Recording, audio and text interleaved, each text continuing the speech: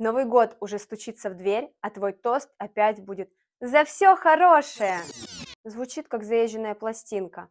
Мы все через это проходили. Запинаемся, краснеем, а потом жалеем.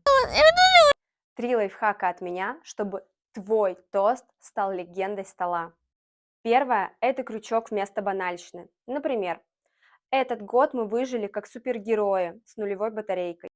Или 2025 год научил нас бегать быстрее, чем Дед Мороз от диеты.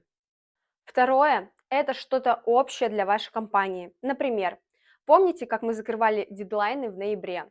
И вспомнить пару моментов из этого времени. Ну и третье – это финал. Произнести фразу коротко и четко. Например, «За год без дедлайнов и с кучей чуда». Поднимите голову, проговаривайте окончание. Ваш голос – это ваша суперсила. Включите ее на Новый год.